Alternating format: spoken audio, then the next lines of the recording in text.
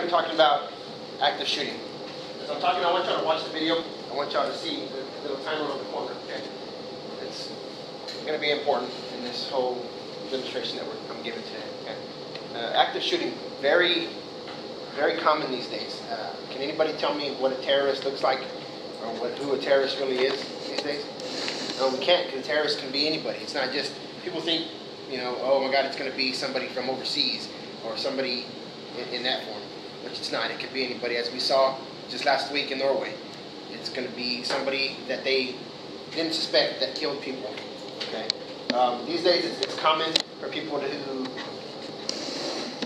do violence in school. Okay. They have an aspect to say, you know what, let's go hurt the children, and we'll get to the Americans more. We'll get to them if we hurt their children. Then if we were to go and blow up another building, you know, we find it more personal if we kill kids.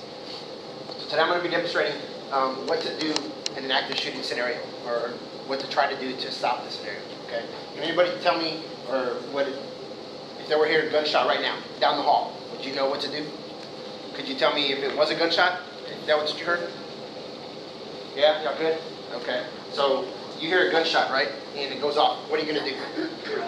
What does our instincts tell us? We run, right? Okay. Or we duck and hide, right? Okay. Well, that's not what we need to do, okay? According to the Homeland Security, every shooting that's happened in schools, as far as Columbine, Virginia Tech, it only lasted 11 minutes. 11 to 15 minutes, the shooting is over. Okay, Virginia Tech, he killed 43 people in 11 minutes. Columbine was 21 people in, I think it was like 7 minutes that he killed. Okay, and that's before anybody even interacted in the shooting. Okay, this is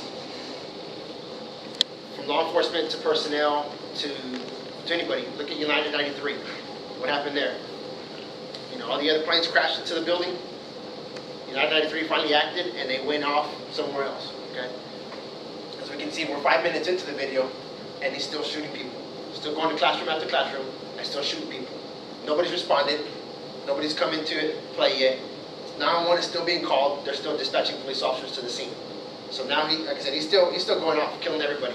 People are running all over the place. Okay.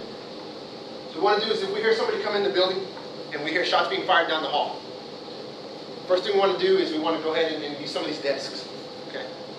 And we want to throw the desk up. We want to try to barricade the door.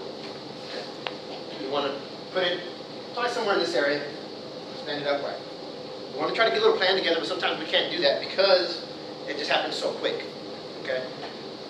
How many of y'all have heavy stuff in your purse, cell phones, chairs? You know, and just sometimes people have a lot of things. The guy comes in the door. What we want to try to do is we want to try to throw something at him. Okay, we want to try to distract him. And that is a proven fact, because if he comes in the door, his line of sight is going to be here. He's not going to be looking here. He's going to come directly into the door. So he comes in, his first shots are going to be bam, bam, bam, bam, bam, right here. Okay, so we want to try to distract him. We want to try to run in each way. We want to try to throw something at him where his shots are going to go from 15 shots to 1 shot all of a second. All of a sudden, you know?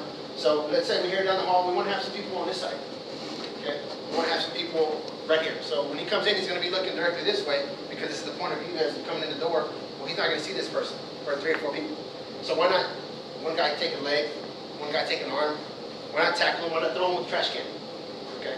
That's to stop the shooting. We don't stop the shooting, what's going to happen? He's going to come in here, he's going to kill 15 people, and he's going to go to the next classroom, he's going to kill another 15 people, and it's going to continue, and it's going to go on and go on. Okay? We can't have that. We've got to stop the shooting. Okay? In 2007, 800 kids were killed or injured in a school shooting. That's a lot of people, and it's just gone on the rise since then. Okay? We can't have that. That's from the National Counterterrorism Institute. All right? And it's crazy. I mean, you're talking about kids being killed in school. Well, we're not kids anymore. Everybody's going to school. So we need to do what we can to stop it. Okay? If we can't have a train of thought to stop a shooter, you know, when it comes in the door, then we have to have somebody step up and go out and confront. Preferably, we would want a 3 or 4 man team to go out there and try to do something. Try to walk out the door. And like I said, everybody has nail files. You know, somebody's got something in their purse. A lot of people carry knives now. Well, you know, step it up and let's go and let's wait for him around the corner and then jump him as he comes in. Again, train of thought. We have to train ourselves into thinking we have to do it this way. If we don't do that, it's not going to happen. We can't get it done. So we could go on and on forever about how to train, how to do it. I've been a cop for 10 years, and we're still learning every day on how to stop active shooting. And we go to 2 or 3 of these classes almost a year on how to do active shooters because of them going into schools, the active shooters inside the school. What bill was just passed last month? Carry handguns. Students can carry handguns in schools now, right? So now that's another advantage towards us. Hey, you know what? He's got a gun. Okay, well, let's go ahead and use it now.